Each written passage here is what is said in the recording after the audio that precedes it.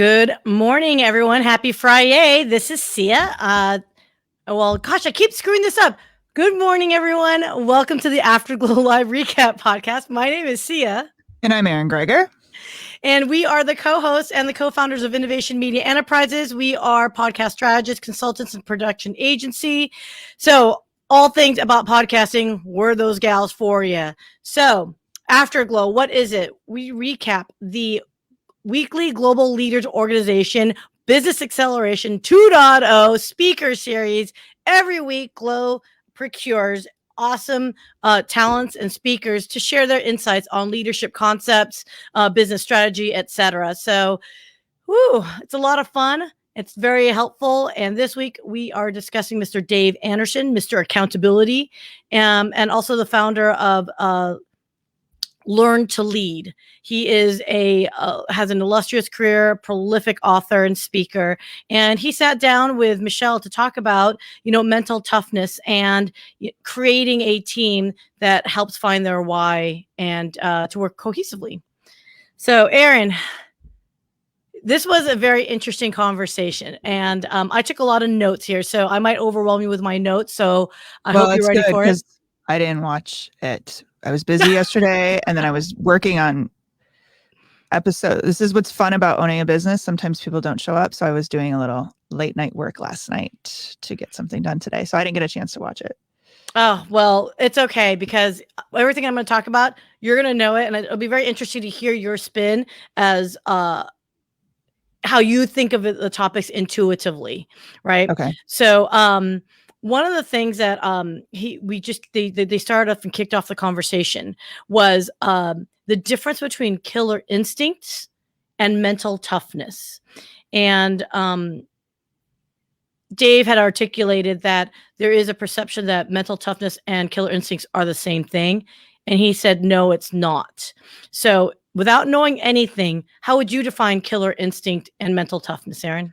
So that's really interesting, because I do not put those two things in the same category. I wouldn't. Killer instincts is I'm going to go in for a kill, essentially. Like, I'm going to win at all costs. Is that you echoing? I did. Sorry. Okay. I was trying to get my thing going. We've got a different setup today, so I want to make sure it wasn't on our side. But I mean, I guess as I'm talking it out, there are some similarities to it. Mental toughness to me is and it's actually, this is a very interesting point. We've been having a lot of mental toughness conversations with our kids. Like, how do you build them up to be mentally tough, to get back up when you've been defeated? In sports, when you get beat out for the soccer ball, how do you either quit and you give up, or you go back in to get that ball? And I guess that could be more going in for the kill, right? But going in for the kill to me is an aggression where I leave no one standing around me. Like, I am going to go in, I'm going to win at all costs, but in a very negative way, if that makes sense. When you talk about killer instincts, I think of a killer whale. I just watched a video. This is horrible. Killing like a baby seal off the side of it. Like, that is a killer instinct, versus mental toughness is a long haul. I'm going to keep going. I'm going to keep getting back up. I'm not going to let this thing negatively affect me. Or maybe if I do, it's for a few minutes, but it's not going to affect me for the long haul. Does that make sense?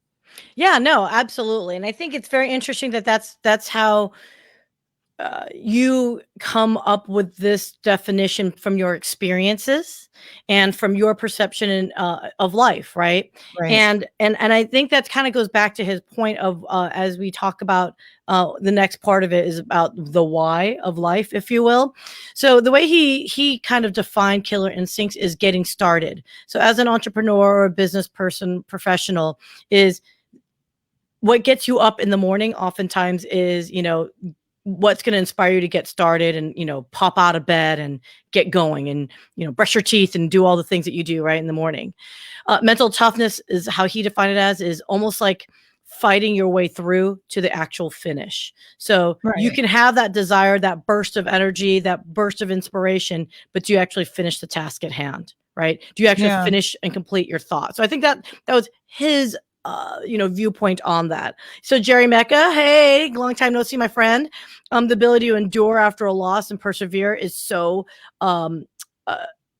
it's challenging, but I think he's right. It is two different things. Well, right? and I love his definition of recognizing weakness and going in for the kill. That's what I look at and I guess if you're going to start a business, you see a weakness, right? And you're going to go in to build it. But I would not at all define somebody who's starting a business as having a killer instinct, because there's a lot of people who see a need, but they don't have a killer instinct. And I'm not saying they're not going to be successful or they are going to be successful. I think there's so many other factors outside of that. It's a very interesting analogy that he put out. I'm not sure. Yeah. I need to watch the whole thing before I say I don't agree with him.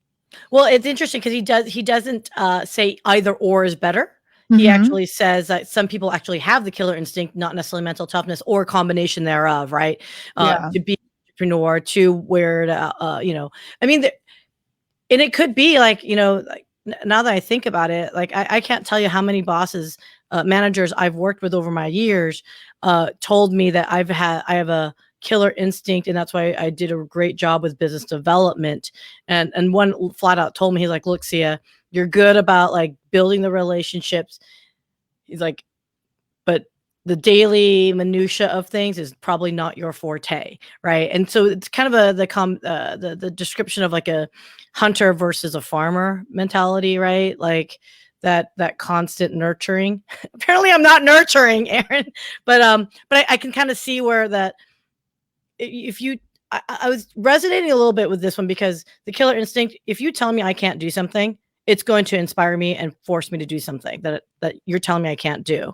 Right. But I can see throughout the process of doing it where I do question myself. And then that's when you start doubting and that self-doubt. And then you kind of go down that spiral. And I think that mental toughness is something I have to work on personally. So I resonated with the way he was describing it. Yeah, but I would look at you building relationships more of a farmer than a killer. Like you're nurturing, you're farming those relationships. You don't go in and you're like, hey, buddy, you're going to go buy from me right now. Boom. And like you close the deal, right? Like you're nurturing that relationship. And I don't know. It is funny because literally Andy Bird, who came in for our free podcast day yesterday at the City Central Addison Studios. Small pitch for anyone interested in checking out our studios, Fort Worth, Thursday, April 22nd. Yeah. We do have a couple slots left open. So if those are interested to check out what the, how to do a podcast, we're there. But as I was walking Andy Bird out, I was laughing. By the way, his podcast is aasandy.com. Check that out. But I basically was closing him to, have him go to our studio and use us. Right. And he looked at me and he just like stopped and looked at me. He goes, yeah. Not closing me at all on the way out, huh? I just thought it was kind of funny because I was kind of pushing him a little bit. So, Anna, thank you so much for the inspiration on here. But keeping your foot on the throat when you're building a big lead and not feeling sorry for the other guy is a finish. Jerry, you're the first person that I actually think of when I think about relationships, from our previous company, and where, he is the CIO of, oh my gosh. No, I just got your company messed up in my head. Sorry, Jerry. But anyway, it's like it's like digital or something like that. I know. Oh my gosh, I'm totally brain farting, Jerry. I'm sorry. But anyway, no, but he has dealt with so many people.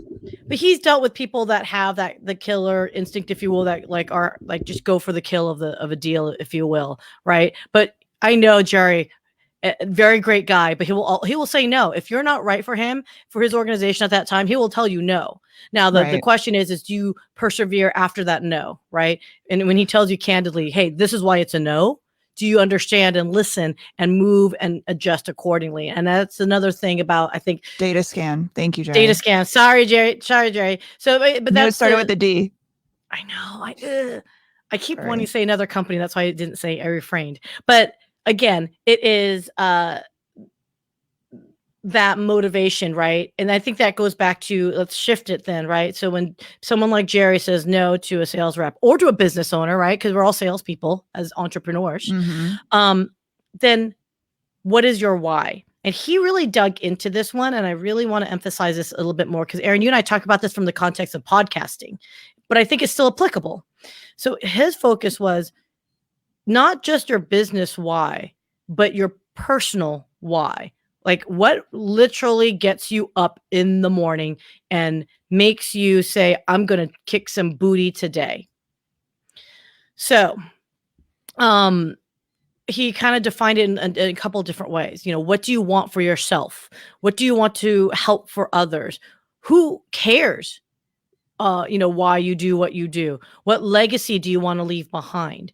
And, in your inner fire that keeps you up and keeps you motivated, it's not just, cups of coffee, how are you defining it? And then he said at the very end of this kind of portion of the discussion, and everything he just said, it all can change as your life changes and evolves. So what's your definition of why, Erin? And what is your why without prying too much into your personal life?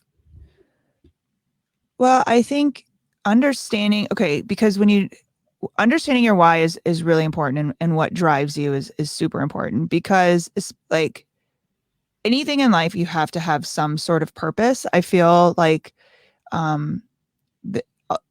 there's a lot of, I feel like we're a very sick society, and especially like when it comes to, coming out of the pandemic and stuff. And when I say sick, from a mental health perspective, I think there's depression is on a rise, suicides are on, all of these things. And I think why and purpose really align. And it's so important that you understand you're here for so much more than just, doing a job every day. And I feel like people get stuck in the rut of Groundhog's Day. And I know that's when I'm at my saddest, is when I feel like I'm just living Groundhog's Day. It's like growing up, I always think of the Dunkin' Donuts commercial where the guy wakes up, time to make the donuts, right? And it's just that mundane 5 a.m. alarm goes off. And what is that? So I think you should always be driving for a why.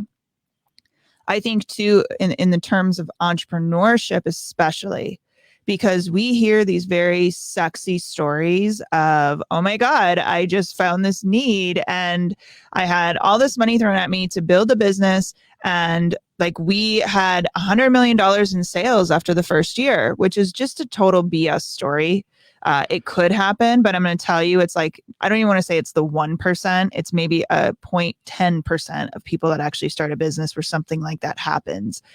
And you have to, from a mental toughness, you have to be able to persevere and go through it. Because if you're going in it just for the money, so to say, the money comes and goes. And if the money is going or not, not coming, are you going to quit? Or is this for so much more than money? And I know it sounds so cliche, but it's just so important to understand. And I always go back to, I talked about this same thing last week. I love how I built the podcast with Guy Raz. And I'm telling you, if you've never listened to the Stony Brook yogurt episode, it is insane. It is insane. And I don't know if they like truly were so tied into their why, or they were just stubborn as hell. I don't know what made them keep going, but the story of how they persevered, if it were me, I'll be honest with you, if it would have been my business, Stony Brook yogurt would never have come to play, because there's no way. I mean, they were up at like 4 a.m. milking cows when no one was there. They were at one point, he's calling his mother-in-law to ask for more money because and this is like the 10th time they've run out of money. And he's calling his mother-in-law, who really doesn't have any money, to ask for like her last money because he knows he can make this work. And on the other line, his wife is calling her mom, who's his mother-in-law, to tell him, he's about to call you, don't give him any money. I can't make you do this. And it's just, and he wouldn't give up and persevered. And I have to believe the why was so ingrained in why he wanted to bring this, or, him, it was he and a co-founder, but it's those stories that we have to listen to and understand. So when things aren't necessarily falling into place, like the dream story we read about the person who just, created one video and it went viral and now they're multimillionaires. When those things aren't happening, what are you going to do? And we talk about this with podcasting, YouTube videos. What did Shama Hyder say several months ago? 3,000 videos is where that tipping point happens. 3,000 videos. Are you going to commit to that? And is your why, like, are you getting up every day saying, I am here for a greater purpose. I am here to do X. And these videos are the way of doing that. And even if I feel like I'm talking to a black hole and not getting what I need, I'm going to do video 1. I'm going to do video 100. I'm going to do video 1,000. Are you willing to do that? And I feel like we really romanticize these words. They are important, but I feel like too, we romanticize them so much that if you don't understand your why necessarily or your purpose, it can be very frustrating too. Right. Absolutely. And here's a funny thing too that he added to it is, like you'd mentioned, your why does change over time.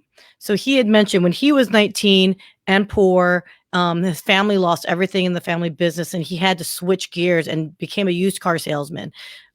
Literally, that's what he said, used car salesman. And then he switched over, did insurance, or did vice versa. I forgot which order. But what he said was at 19, all he cared about was making money to not live on a couch anymore. And then as he kind of, evolved, it was paying the bills, supporting his family and his wife and his kids and just making sure they had a, roof over their head.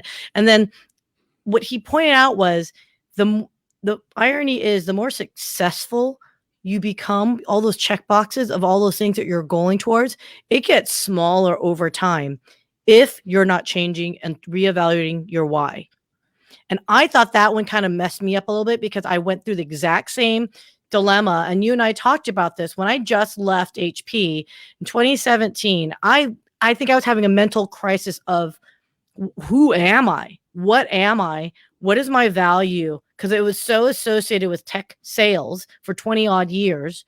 My life was all around technology. And, as my boyfriend loves to keep joking around, wine and dine on the company dime, but like when that goes away, what are you?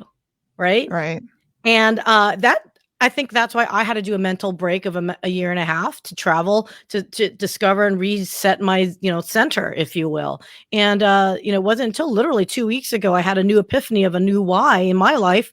Why did we do this business? I've been getting asked a lot of that.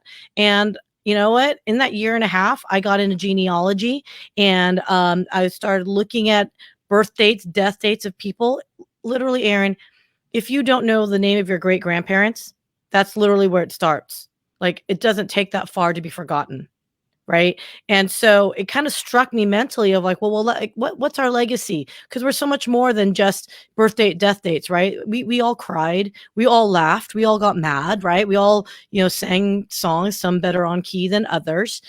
And so I think that's why I got motivated with podcasting and why I'm so emotionally tied to it is because this is a form of a legacy. Now, granted, I'm not talking about children. Everyone, that's a different story. But, if you have children or nieces and nephews over time, if they can physically hear you or see you and hear your opinion on things, whether it's just, talking about podcasting, it's a bit of you and your personality that's showing. And I think that's why, for me, why am I so enthusiastic about talking about podcasting and sharing and enabling folks to do a podcast? That's my personal why that gets me in the morning, is that I can help others see that vision and help them execute on their legacy. Does that make sense? Yeah, 100%. I would never have thought that 3 weeks ago. I'll tell you that much. Well, but you never would have thought, and you talk about evolving, like you didn't go in. You didn't go into this with like this massive passion for podcast. You know what I mean? It was just all right, let's start a podcast about tech. That was the passion of getting people on a platform. And then that has evolved into something else. So it's not like you would have had this epiphany 3 years ago. Right. And I think that's what he was trying to say. It's a mental workout in discovering your why. So he made a comment, and I know you're so much better at this than I am, Erin. So he talked about intentional mindset. Mm-hmm. And in doing so, it's important to having the right mindset first thing in the morning. So he actually asked or kind of posed the question of what are you listening to or what's your morning routine before you step into your office? And he says a lot of people is read the news, listen to the news as they drive in, listen to sports, radio, talk radio. In essence, what he's saying is people think that by catching up on the news from the previous day, week, whatever, you're staying informed. He goes, that's like the opposite thing you need to do first thing in the morning. First thing in the morning for you is to intentionally look at the positive things in your life and personally for yourself. Because what he's saying is if you're going to be reading or listening to things that you can't control 99% of the time, you're going to put yourself in a negative mindset. And that's the tone that you set for the rest of the day, kind of thing. And so let me ask you, because I know we've discussed this over time. Have you changed up your routines over the course of the pandemic, pre-pandemic, post-pandemic? I guess post. Yeah, I've made a huge change to my routines because a journey of I've talked about this before, but not drinking. I went to AA for a while and figuring out, who am I? A drunk? Am I a bad person? Am I all these things? Or is it just, am I hiding something, or am I trying to avoid something? And what is it I'm trying to avoid? Right. So I've been working on a program, and I've completely changed my morning routines now for several months. And it's made a world of difference because of that. The mindset, understanding where I am mentally, where I need to be mentally, first of all. And secondly, I have 2 kids, and I feel like if I wake up when they wake up, I just feel like I'm setting myself on a negative pace for the day, and it drives me insane. So what I do is I get up at 5 a.m. I drink instead of coffee right away, I have hot lemon water, which is like amazing. I meditate for 20 to 30 minutes. I journal. I read. And it has to be positive. Right now, I've been studying A Course in Miracles, which has been, I can't recommend it enough, but there's a lot to consume there. I literally have 5 books going right now that all approach it in a different light, so I can fully understand it and fully remind myself every day.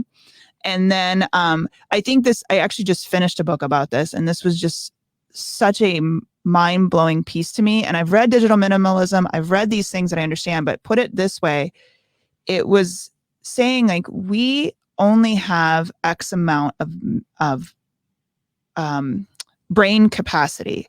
So memory, work, whatever. We only have so much of that.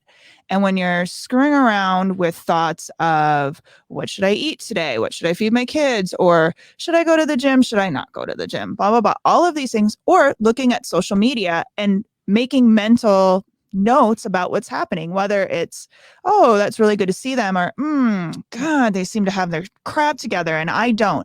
All of those thoughts that are just happening are taking away from your capacity for the day. So if that's what you're waking up to, not even just on the negative spin, oh God, this world sucks, oh my God, and another and these things are horrible, I don't want to another shooting happen or whatever, but if you're setting yourself up for A, on that negative side, and then B, using your mental capacity to process things that you have no control over, or you have no ability to change, you're taking away from things that you can have an impact on and can change. And I'm telling you, it's made the hugest difference just in the perspective of, I feel like I have all the time in the world now on the days. I feel like Wednesday feels like Friday, and I'm like, oh my God, I have 2 more days in the week. I'm going to get so much more done. It has been life changing for me by just taking those extra 2. Those are me time. I can't work. I can't check email. I can't do if I want to write, that's what I want to do. Those are my 2 hours that I get solely for me. And it's just been, it's been literally life changing. Oh, that's awesome. That's, you know what? It is so wise of you to recognize that, especially because your children are younger. Well, they're getting older now, but they're still at that age where they still require a lot of attention. And it just reminds me of some of our past conversations that we had with Raj, right? A few years back, right? Just the way he would get up at 4 or 5 in the morning and one of his yet, but yeah. Well, but he had expressed that one of his great joys was by the simple act of waking his daughters up. Yeah. Right. And just seeing them wake up in the morning. And I think that's it's simple, but it also gives that pleasure that I think is more sustaining than anger. Right. Right. Jonas, just throwing out there, Jonas Bull, who's a GLO member. I am so impressed by him. So shout out to you, Jonas. This man is running at 5 in the morning and he's documenting it, and he's actually free flowing some of his thoughts. And I've noticed this, Jonas, with you, is now that he's dedicated to do this running and discipline. I mean, he's coming up with some brilliant ideas and just little non sequiturs, and he's just posting it, and it's been so helpful for me. Like it's very inspirational. So Right. you're right. There's something about that discipline and exercising your brain, and exercise, of course, will help facilitate that, but it's still getting that mental brain to be just, it'll never be 100% relaxed, but more focused on what you want to focus on. And you have to realize and understand the spin your brain takes without your knowledge. Like, you know what I mean? Like the thoughts that pop up into your brain that you're just like spinning on, and you have no awareness that you're even spinning on it. And all of a sudden you're like, God, why am I thinking? Like meditation is hard. Like, cause like, I'll tell you this morning, I was like, this is kind of a crappy Like I kept drifting, but it's that practice, right? And it's that, okay. And that understanding that I'm drifting, where am I drifting to? What are the things that I'm thinking about right now? And how can I shut those off? Because it's that practice of not just shutting it off, but having the awareness of what is popping into your brain, the negative thoughts that you're telling yourself, the negative crap you're letting get fed in there. What are those things that are getting put in your brain? And not like, how do I just make an awareness that I need to stop them and get them out, right? Yep, that is a point of meditation, right? So I think there's a misnomer or misconception that you're supposed to, quote, shut your brain off in meditation. That is it's not meditation. Meditation is that awareness of, as you're trying to calm yourself down, of those thoughts, of actually acknowledging those subconscious thoughts and whatnot. So he does suggest, Dave does suggest, and by the way, this is something that is part of his course, but if you want to check out, and I was actually very interested in it, you can go to his workbook. He has a free workbook that he offers to folks on learntolead.com. But in his book, or many of his books, he has this thing called 10 traits. They're called accredited traits and accredited courses. The traits are these 10. And it's an acronym. So accredited is the word. It's attitude, competitiveness, character, rigor, effort, drive, intelligence, tenacity, energy, and discipline. And over the course of this, he says, pick one of the words, and there's 7 things that you focus on for the week. And then you grade yourself at the end of the week to see how well you've performed. And he said, some of his clients, professional athletes, for example, some of them have gone through it like several times to kind of master as far as understanding what it means and then how it affected their performance. And again, this goes back to the why, because it constantly changes and evolves. Mm-hmm. These 10 traits will constantly move as well. So again, for those that want to learn more about it, go to learntolead.com. I thought it was really interesting. Erin, the way he narrowed it down to the 10 traits, and knowing that you've been doing a lot of reading and, again, being very intentional, do you find something like that would be helpful for like maybe a beginner, or is it something like you've done this? Well, it sounds a lot like, I know Zig Ziglar has like, I think it's 7 or 8 traits. I mean, again, all this stuff is like, it's already out there. But yeah, I think it's really important. Those are a little bit different traits, but I think we do, again, intention. Like, are you letting your day, are you on a Friday, like you should have goals, right? Like, what are you going towards? And on a Friday, when you finish up that day, are you saying, what the just happened this week? Like, what did I even do? I don't even know. Or can you look and say, all right, I've got these goals and I am X step closer to these goals because I did A, B, and C. I got these things done. You have to be, I mean, days just, and listen, I get it. I've got 50,000 things going on all times too. Like, things just get in the way and life can happen. But if you're not setting those intentions and working every day towards those and, you know, using a checklist, checklists I use too in different categories. Okay. How was I on relationships this week? How was I with, and it's not just, you know, business goals, but how, you know, was I engaged with people? Did I reach out to friends? Did I, you know, does my husband and my kid, do my husband and kids feel loved? Like those things. Financially, how was finances this week? You know, all those different pieces to life. I think it's so important that you're constantly not letting just things go by and get away from you, but you're being intentional about everything you do and in all areas. And maybe one week you're like, oof, I was really bad this week in this area. So, okay, I get it. next week I'm going to be better. And here's exactly how I'm going to be better. We're going to set a date night, or, I'm going to call a friend and we're going to go to a spa or whatever it is, just being really intentional about those things. Oh, I love that. I love that. Jerry Mecca just made a recommendation for a book. It's called Stop Worrying and Start Living by Dale Carnegie. So that sounds like something that would be a good read. I love Dale Carnegie. Yeah. Right. Is it Carnegie? Carnegie. Okay. So, so we are running out of time. One last thought on this too. And, again, so easy to fall into this, but he really emphasizes is do not act like a victim. As a leader, as your personal life, hold accountability for your mental discipline. And when you have that strong mental discipline, you will be able to overcome setbacks, things that may or may not be in your control, to make yourself stronger, wiser, and better. I don't know how to finish off better than that one, because it's a lot of food for thought. Yeah, so, I had a good talk with my son this morning. He told me he didn't get an A on an assignment because it was my fault. I'm like, oh, it was my fault, huh? Like we had a discussion about that, actually, the victim mentality this morning. Ooh, that sounds like a lot of fun, and I'm sure there'll be many more conversations like that. So, Erin, let's wrap it up here and talk about what's coming up next, or what is it that others can see from GLO next? Susie Batiste is coming next week, right? Or Susie? Yep. No, is it Batiste? Did I get it right? Batista. So I've heard her speak. She's coming next week.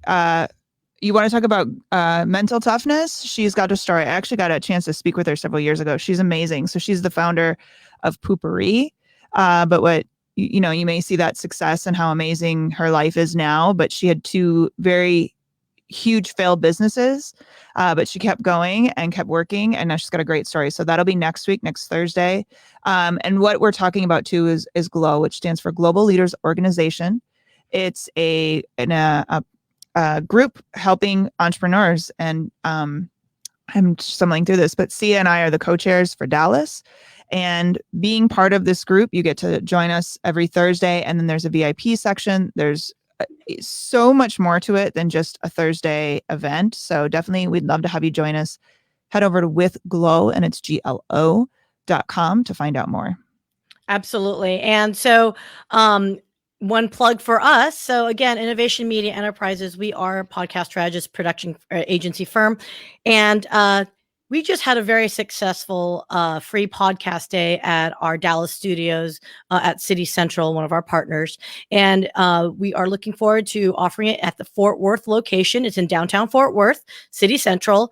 And April 22nd, same day as Susie Batista's discussion, but it's all day.